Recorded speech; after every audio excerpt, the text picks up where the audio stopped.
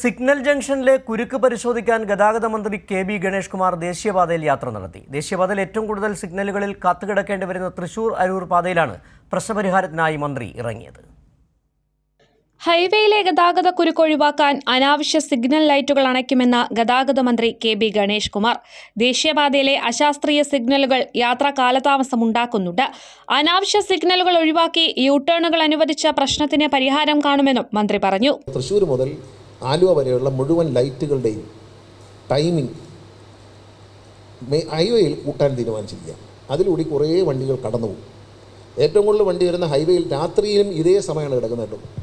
പകൽ 3 മിനിറ്റാണ് ഇട്ടിരിക്കുന്നതെങ്കിൽ ആ പകൽ 3 മിനിറ്റ് റെഡ് കിടക്കും. സൈഡിൽ നിന്ന് റോഡിൽ നിന്ന് ആരും വരാനില്ല.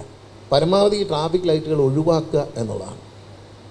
ഓഫ് ചെയ്യാൻ പറ്റുന്ന ട്രാഫിക് ലൈറ്റുകളെല്ലാം അണച്ചിട്ട് യാത്ര സ്ട്രെയിറ്റ് ആക്കും. യാത്രാ ദുരിതം കണ്ടറിയാൻ തൃശൂർ മുതൽ ആലുവ വരെയായിരുന്നു മന്ത്രിയുടെ യാത്ര.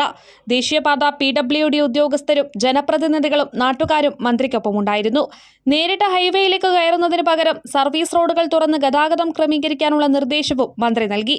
സന്ദർശനത്തിൽ ലഭിച്ച പരാതികളുടെ അടിസ്ഥാനത്തിൽ വേഗത്തിൽ കുരുക്കഴിക്കുമെന്നും മന്ത്രി പറഞ്ഞു. കൈരളി ന്യൂസ്, കൊച്ചി.